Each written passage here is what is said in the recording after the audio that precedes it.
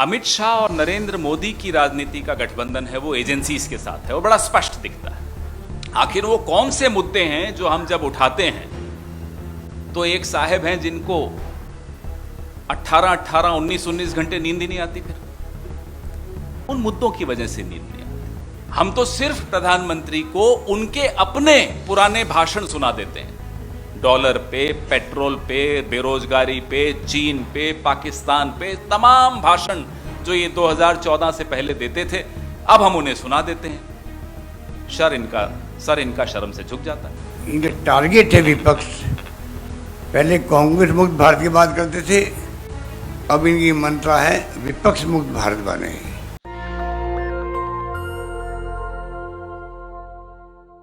फिर से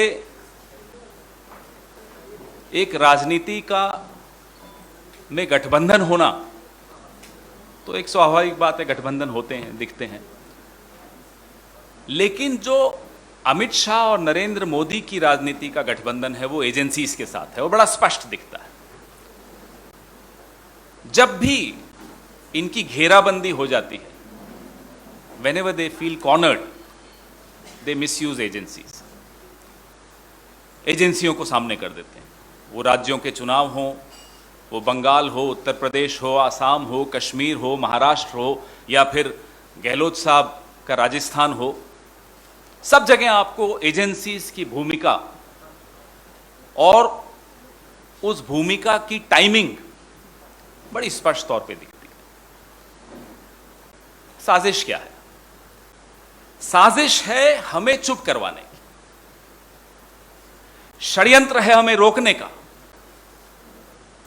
और नीयत है विपक्ष मुक्त भारत।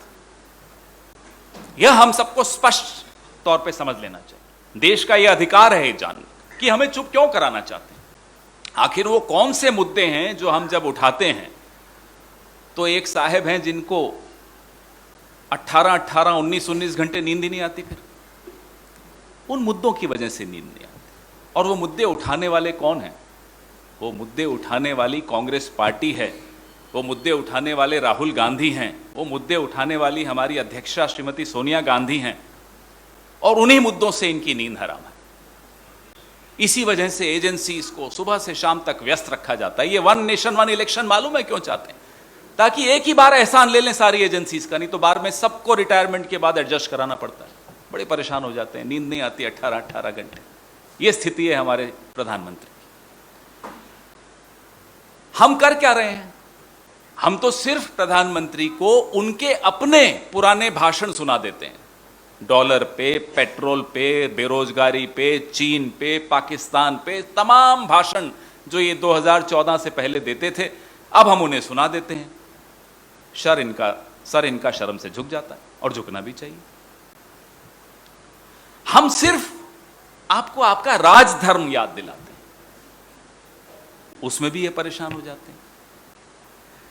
प्रधानमंत्री जी भूल जाते हैं कि कांग्रेस के बारे में जो इन्होंने धारणा बनाई, या कांग्रेसियों के बारे में जो इन्होंने धारणा बनाई, ये उन कांग्रेसियों को देखकर बनाई जिनको ये हमारे यहां से ले गए हैं। वो धारणा गलत है।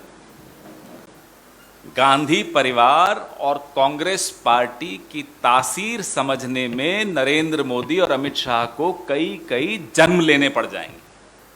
They'll have to be reborn several times to understand what the Congress party is and what the Gandhi family is. इस तासीर में संकल्प है, इस तासीर में संघर्ष है, इस तासीर में जुनून है देश को बचाने का, इस तासीर में एक दृढ़ निश्चय है देश को बचाने का। इस तासीर को अगर आप समझ भी लेंगे मोदी जी, तो आपका यह जन्म सफल हो जाएगा। नहीं समझ पाएंगे तो आप जितनी एजेंसीज चाहिए छोड़ दीजिए हमारे पीछे। हम चुप नहीं होंगे, हम पीछे नहीं हटेंगे, हम डर के घर बैठने वालों में से नहीं हैं। अगर आपको कोई शक है तो जाइए अंग्रेजों से पूछ लीजिए। जैसा आप सबको मालूम है कि आज ईडी ने पिछली बार राहुल गांधी जी को बुलाया था और 5 दिन तक 50 घंटे से अधिक समय तक उनको पूछताछ करी। पूरा देश देख रहा था। और आज सोनिया गांधी जी को बुलाया है, जिसके बारे में पूरा मुल्क जानता है कि वो एक ऐसी नेता है जिसने पूरे देश का दिल जीता है। जिस रूप में उन्होंने यूपीए का गठन किया, फील गुड और इंडिया शाइनिंग के नारों को हराया जो कि आर्टिफिशियल थे, जिसने डॉक्टर मनमोहन सिंह जी को प्रधानमंत्री बनाया। प्रधानमंत्री पद कोई छोड़ सकता है क्या? और जिनके ज़िंदगी में एक तरफ तो भारतीय संस्कार संस्कृति उन्होंने आत्मसात की, क्या क्या बातें उनके बारे में नहीं कही जा रही थी जब राजीव जी की शहादत हो गई थी। और जिस महिला नेता के रूप में उन्होंने देखा है, एक पारिवारिक महिला के रूप में भी, कि उनके हाथों में इंदिरा गांधी जी की शहादत हुई, जो एक महान नेता थी देश की। बांग्लादेश जिस रूप में बना उस जमाने के अंदर, पाकिस्तान के 2 टुकड़े हो गए। दुनिया के इतिहास में ऐसा कहीं नहीं सुना होगा कि 90,000 सैनिकों को, अधिकारियों को सरेंडर करवा दिया हो एक मुल्क के, जो हमारा दुश्मन मुल्क है, जिसने इंदिरा गांधी ने हरित क्रांति करी, गरीबी हटाओ की बात करी, सब कुछ किया देश के लिए। उनको शहादत हो गई और देश को एक अखंड रखा। राजीव गांधी शहीद हो गए, उनके पति थे, उनकी सास शहीद हो गई देश के लिए, उनके पति शहीद हो गए देश के लिए। इस सरकार को इतनी भी शर्म नहीं आती है कि आप किस महिला को किस रूप में आप व्यवहार कर रहे हैं। ईडी वाले उनके घर जाके बयान ले सकते थे,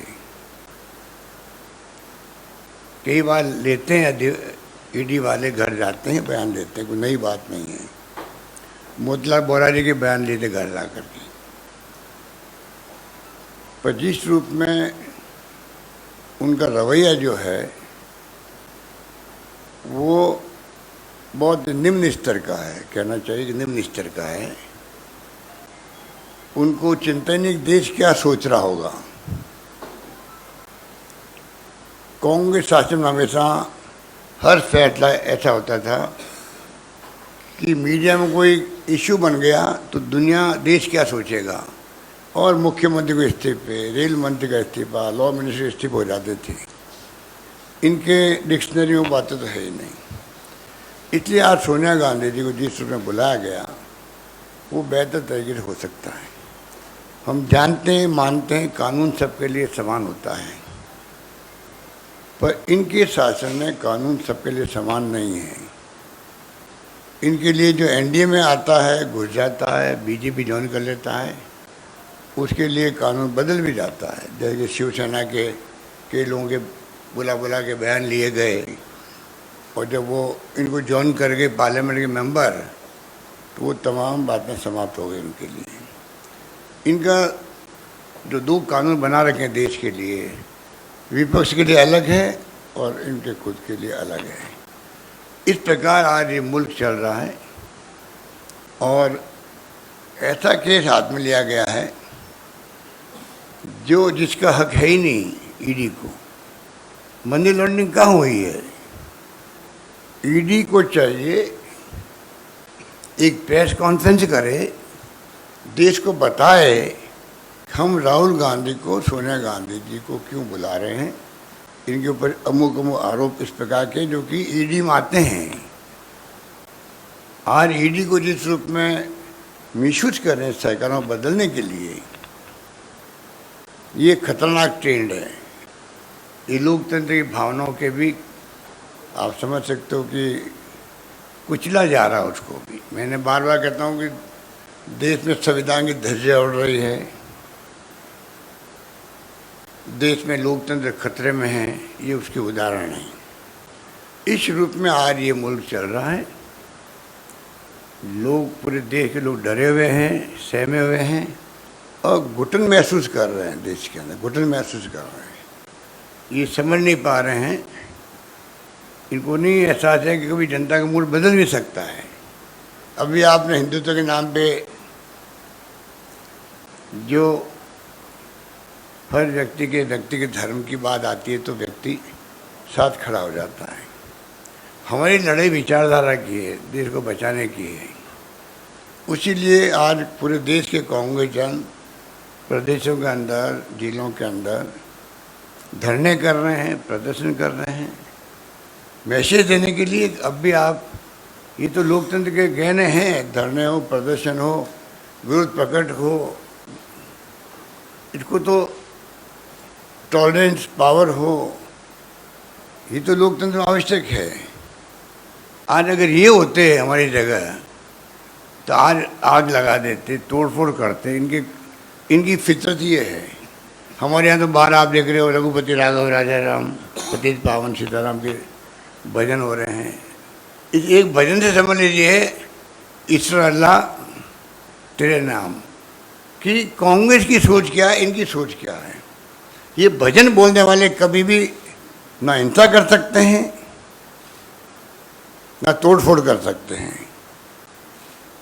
और पुलिस बाहर छावनी बना रखा है एआईसीसी दफ्तर के चारों ओर।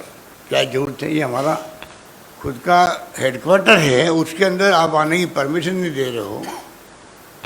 ऐसा तो पहली बार इतिहास में हुआ है। कल सरकार राज्य की है, दूसरी पार्टियों की, वो इनके ऑफिसर के अंदर जाने की परमिशन देगी नहीं। अच्छी बात है क्या? ये परंपराएं ठीक नहीं हो रही है। इसलिए मैं कहना चाहूँगा जो बेरोजगारी है, महंगाई है, आर्थिक स्थिति डावाडोल है, 80 रुपये क्रॉस कर गया है डॉलर, ये चिंता वैसे होना चाहिए। जो चुनौतियाँ देश के सामने हैं, डोकलाम की है या और कोई है, पूरे विपक्ष को बुला के बातचीत करनी चाहिए। कोई दुश्मन तो होते नहीं राजनीति के अंदर, ना होना चाहिए। और ये दुश्मन मानते हैं हम लोगों को, विपक्ष को दुश्मन मानते हैं। अभी भी आप हैदराबाद में भी मोदी जी ने कहा रीजनल पार्टियों के बारे में भी और सबको कि ये जो है वंशवाद चल रहा है। तो ये जो इनके टारगेट है विपक्ष, पहले कांग्रेस मुक्त भारत की बात करते थे, अब इनकी मंत्रा है विपक्ष मुक्त भारत बने, डिक्टेटरशिप हो देश के अंदर। उस दिशा में देश जा रहा है। हर देशवासी को चिंता होनी चाहिए। और मैं समझता हूँ कि इनके रवैये जब से आए हैं तब से देख रहे, गोवा, मणिपुर, कर्नाटका, मध्य प्रदेश और महाराष्ट्र, ईडी इनका बहुत बड़ा डेमोक्रेसी में हथियार हो गया सरकारों को गिराने का। इससे घटिया बात कोई हो नहीं सकती कि आप एक एजेंसी के माध्यम से मेंबर पार्लियामेंट को डरा करके, धमका करके और आप सरकार बदलते हो और गर्व महसूस करते हो। इनकी अंतरात्मा पता नहीं गर्व महसूस करती होगी, शर्म महसूस करती होगी, वो तो मैं उनको पूछ नहीं सकता। पर हालात देश में यही है जिसमें सब लोगों को लगता है ये हो क्या रहा देश के अंदर। इन स्थितियों में हम लोग चल रहे हैं। और सीआरपीसी से जो प्रोसीजर है देश का, कोई गलती हुई है तो एक प्रोसेस होता है, उसके अंतर्गत ही आप 15 साल के कम उम्र के लोगों को या महिलाओं को नहीं बुला सकते इस प्रकार से। सच सम्मान उनसे बात करो। वैसे भी किसी भी अपराधी जब आरोपित होता है तो कम से कम जब तक वो सिद्ध नहीं हो कि ये इससे जुल्म किया है, तब तक आप कैसे उसको अपराधी मान सकते हो। ये तो और मामला अलग तरह का है। पर इनके लिए तो वही है कि जो इन्होंने ठान ली है वो हमें पूरा करना है। इसलिए मैंने कहा देश में भय का माहौल है, देश में माहौल घुटन का है, इसको समझने के प्रयास नहीं कर रहे हैं। गांधी परिवार को ही क्यों कर रही है, जिसने इतनी सेक्रीफाइस किया है, त्याग किया, बलिदान किया। मोतीलाल नेहरू के वक्त से ही पंडित जवाहरलाल नेहरू की कोई उपलब्धि थी नहीं इनकी दृष्टि के अंदर। आज 75 वर्ष मना रहे हैं अमृत महोत्सव। नाम तो एक से एक बढ़ कर के देने के लिए इनकी जो फितरत है आरएसएस बीजेपी, उसका तो कोई मुकाबला नहीं है। पर जिस प्रकार से ये अमृत महोत्सव बना रहे हैं, मैं कहना चाहूँगा इनसे कि आप हर घर तिरंगा लगाने की बात करते हो, उसके पहले कम से कम आप देश की जो उपलब्धि है 75 वर्ष की है कि देश छोटी सी होने क्या था आज क्या है, वो तो बताओ देशवासियों को, वो गर्व महसूस करे। और 13, 14, 15 को जो प्रोग्राम दिया गया है इनका हर घर तिरंगा, उस पर वो आगे आ सके, ये तो करो कम से कम। पर आपको तो खाली परसेप्शन पैदा करके राजनीतिक लाभ उठाना है, उसके अलावा आपका कोई। तो ये तमाम बातें जितनी करें उतनी कम आप लोगों से। आप तो खुद एक्सपर्ट हो क्या हो रहा देश के अंदर। हमें चिंता है कि जो प्रीमियर एजेंसीज है, ईडी, सीबीआई, इनकम टैक्स, उसकी क्रेडिबिलिटी ये कम कर रहे हैं दबाव दे करके, और इतना दबाव उनके ऊपर है, तो आप देख रहे हो दबाव में काम करें। प्राइवेटली वो खुद ही करें कि हम क्या कर सकते हैं, ऊपर से आदेश आता है, एक दिन पहले कल छापा डलाओ, जबकि पहले रेखी होती है, असेसमेंट होता है, उसके बाद में छापे पड़ते हैं। पर यहाँ तो और ही चल रहा है। तो ये मामले बड़े गंभीर हैं, इसलिए मैंने आपसे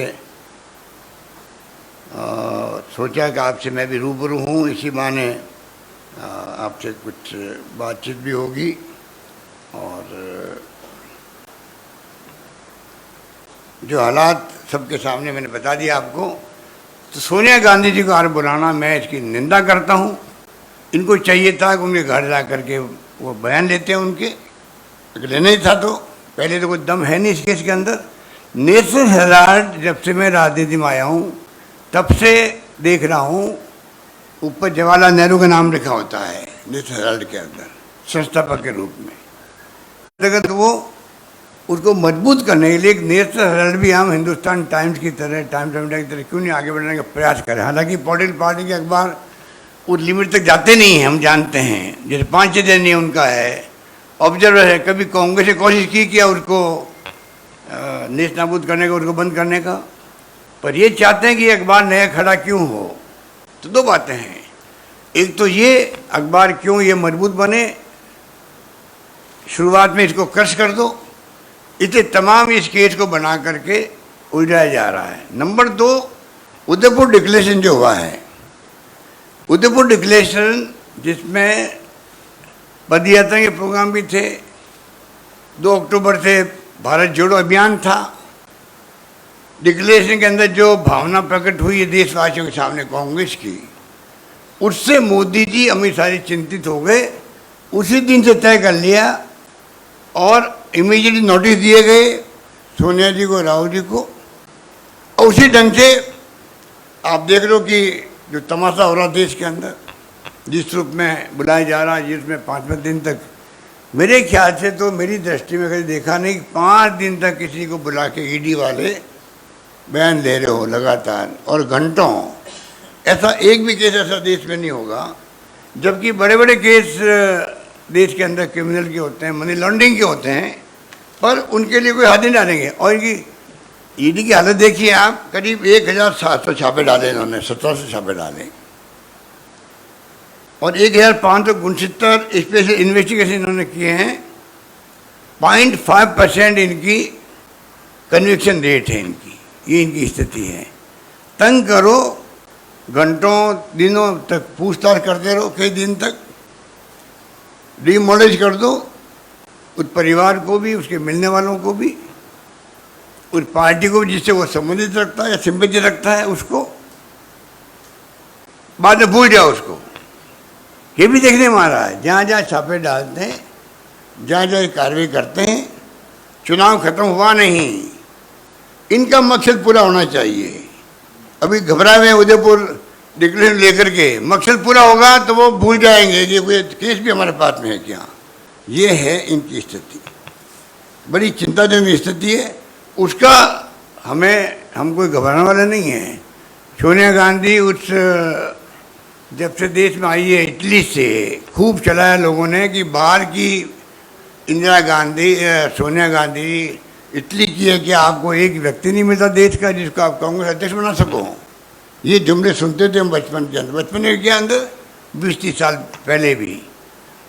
पर उस महिला ने जिस प्रकार की संस्कृति संस्कार अपनाए देश के अंदर, हिंदुस्तान की एक महिला जो है उससे वो कम नहीं है, बल्कि आज लोहा मानती है महिलाएं भी, पूरा देश लोहा मानती है। दुनिया का इतिहास जानते हैं, दुनिया के अंदर जो महिलाएं जिनके पति के साथ हादसे हो गए, चाहे वो जॉन ऑफ कैनेडी हो चाहे कोई भी हो, वहाँ के महिलाओं में यहाँ की महिला जिस रूप में इन्होंने अपना जीवन व्यतीत किया है और पार्टी के लिए जो जान लगा दी इन्होंने, उसको कांग्रेस जन कभी भूल नहीं सकता। इस परिवार की क्रेडिबिलिटी थी हाईएस्ट 70 साल के बाद में भी है।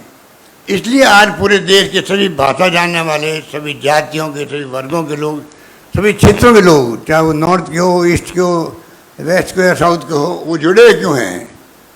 बार बार साहब इनको ही क्यों आप लेके चल रहे हैं साथ में? अरे लेके नहीं चल रहे हैं, पूरा मुल्क का जो आम लोग भी हैं, जो कार्यकर्ता हैं, उनका विश्वास इनके ऊपर है कि सबको साथ लेके चलेंगे। जो राजनीति में बहुत आवश्यक होता है वही कामयाब होता है जो सबको साथ लेके चलता है। इस परिवार की क्रेडिबिलिटी बड़ी है, ये सबको साथ लेके चलेंगे, सबके साथ न्याय करेंगे। नेशनल दस्तक की आपसे गुजारिश है कि अगर इसको बचाना चाहते हैं तो नेशनल दस्तक को सब्सक्राइब करने के लिए रेड कलर के सब्सक्राइब बटन को दबाएं, फिर बेल आइकन की घंटी दबाएं। नेशनल दस्तक को बचाने के लिए बहुत जरूरी है कि हर खबर को शेयर करें, लाइक करें, कमेंट जरूर करें।